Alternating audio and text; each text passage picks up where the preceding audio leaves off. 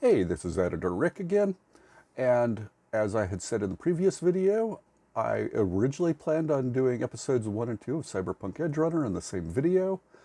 Software had other ideas, so I'm doing them separately, and this is part 2. Episode 2. High time I chrome the fuck up.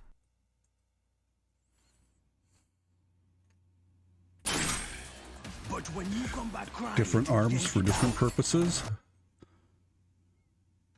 Have surgery specific, highly dexterous. Nice opening credits.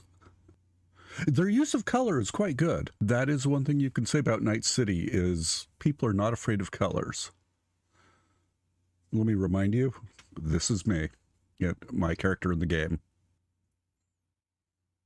Oh, just bleeding straight through the jacket.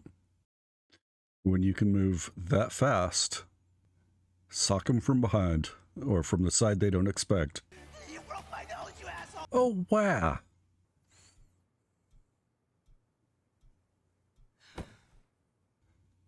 It's like going on a caffeine high times 1,000, where you just go and then it wears off. Crash.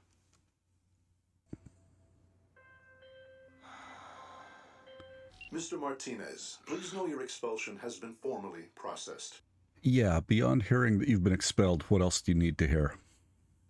He's lost everything. He has no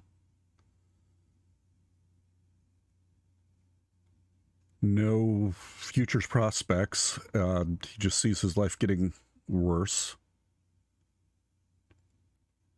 Gotta say, I dig the pearlescent hair. Oh, she's stealing chips.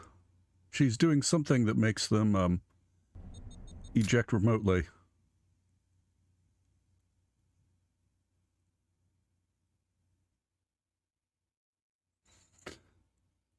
That's why last time you saw her, he's like tapping at them. Work, huh? If I didn't know any better, I'd say you were a pig socket. Pick socket. Crazy idea. How about we work together? So she's kind of downloading his own implant information as well as personal information.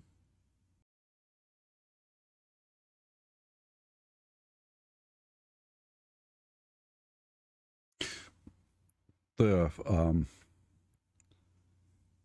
string is used as a weapon.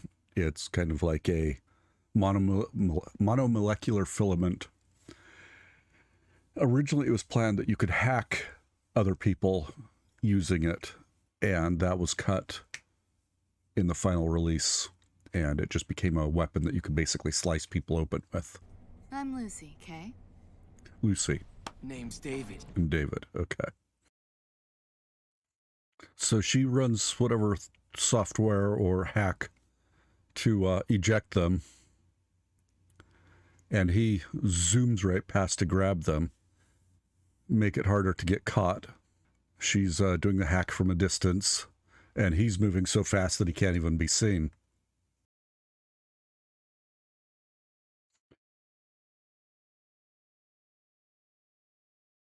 Remember which pills you take? Pills?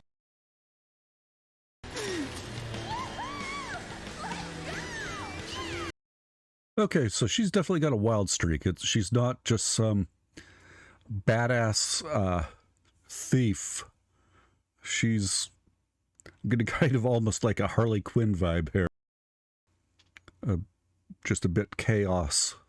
Gonk had no immunoblockers. You care to explain? How much will these buy? So there goes all their profits for 2 days. Still can't quite believe you fired that thing up 8 times in one goddamn day. I never really used that upgrade. I mostly did stealth shooter builds. Very very high tech. The high speed melee was not really my thing. I may have to try it. Sandevistan, only use it when you got no other choice. Lots of other ways to churn out Eds. The trailer was so hyperspeed cut, and I mean, it was a trailer, so that's going to happen. but this is very relaxed. It's the opposite. There's You, live alone? it's quiet. It's personal. Like that kind of gonk poster. It's personal to her. Those ads making it seem like it's some kind of paradise or something. More like a prison camp than a paradise, if you ask me. But that doesn't really matter. The reality. It's an aspiration. It's a goal. And if in reality you're never going to reach that goal, but it's an aspiration that gives you something to drive for, there's nothing wrong with that. If it gives you something to hope for, to dream for, to reach for, it doesn't matter what the reality is, does it? You need to find your own dream. Sounds to me like you already found yours. You called it a prison camp. To me, this city's a whole lot worse. I want to go away, far as possible. I understand that. Come on, got something to show you. Huh? It's easy to see all the technology and all the possibility and all that you can do and ignore the awful reality of Night City. You look ridiculous. I can't figure Lucy out. She plays so, not hard, but she plays so mysterious. And,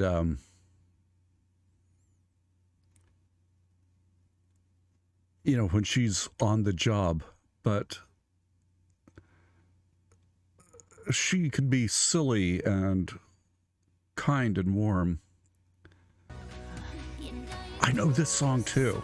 Oh, this is a bop. This has to be from the video game soundtrack. First time I've shown anyone this. Oh, really? That is such a great shot. The body motion is more expressive than you'd get from seeing their faces. That kind of little side to side. I don't know. I get so much. Follow the edge, punk. Huh? That implant you chipped is all mine. Was she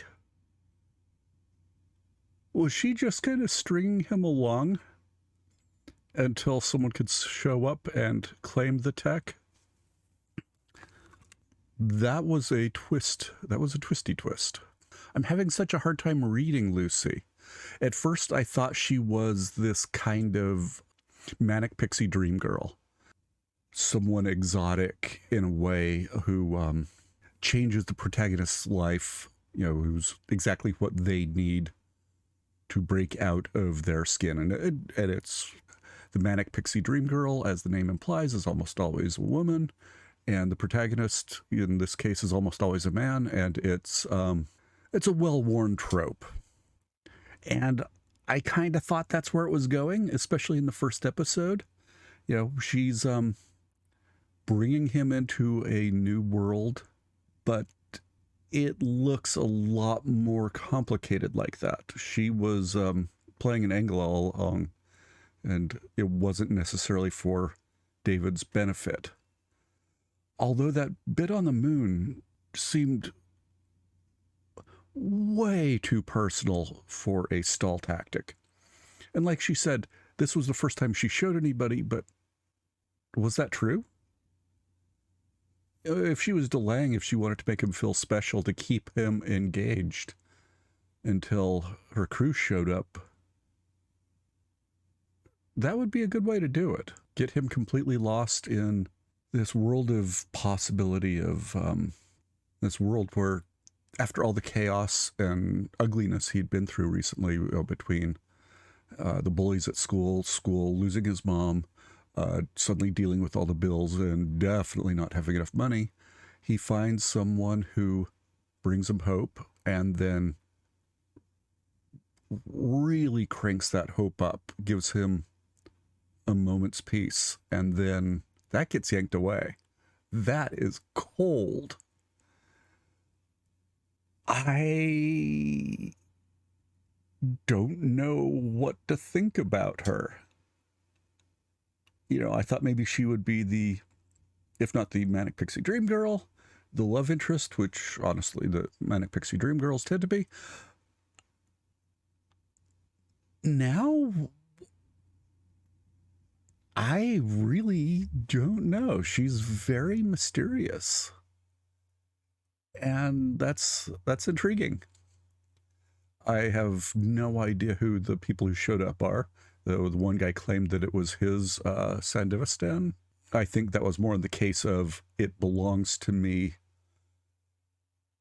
in the sense that I'm going to take it from you and you're just carrying it for me. Not as in it has been my property that you have absconded with. It is, again, aspirational, I suppose you could even say. In the movie Baby Driver, there's a good bit where Bats is saying something. He's kind of setting the mood when they go to rob the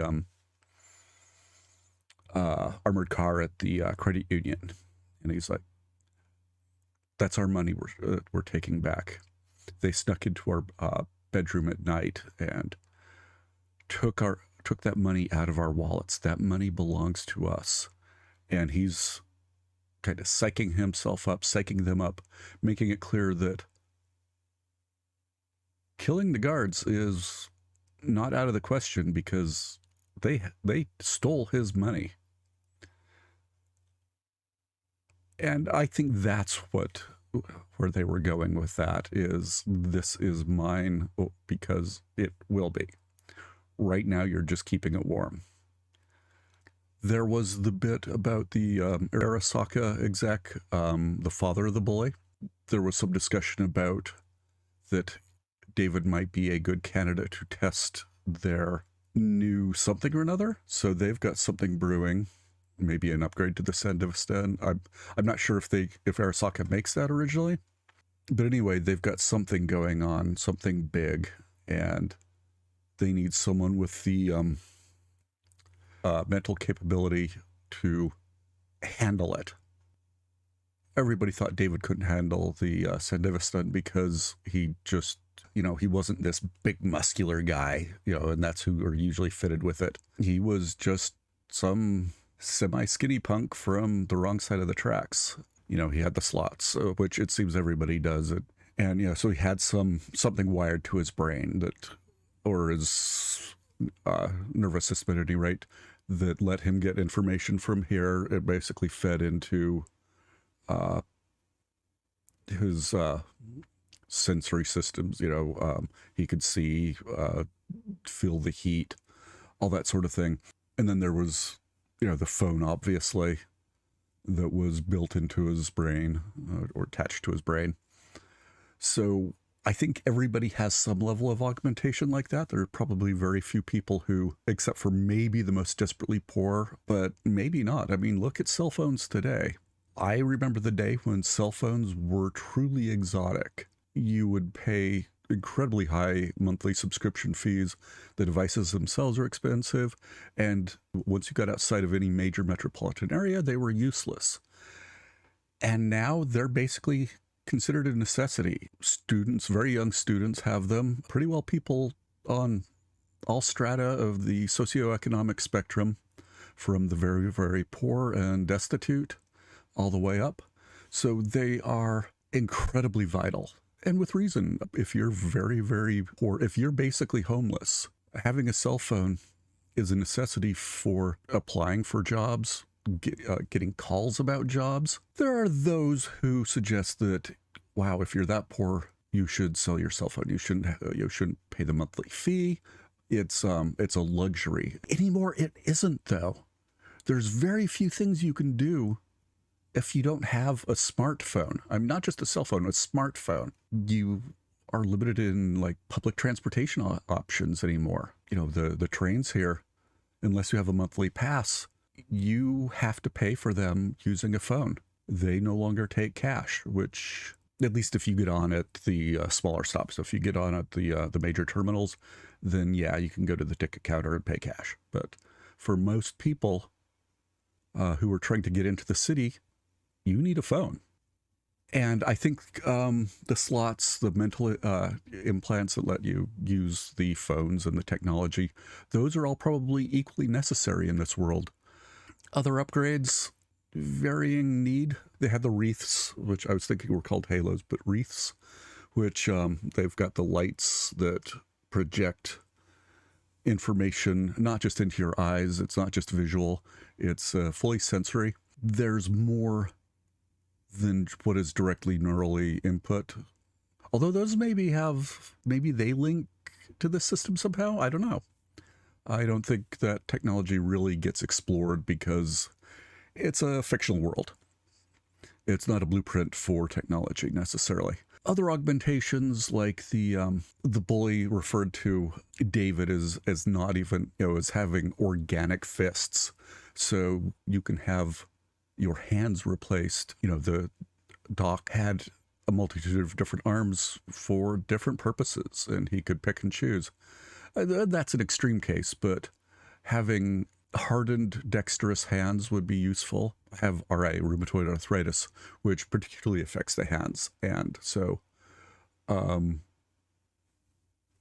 can be painful at times. It's an autoimmune disorder, and so I take immunosuppressants for it, which have their own host of problems. Basically, whenever it's active, when it's not in remission, it's always causing damage, and a lot of that damage is permanent.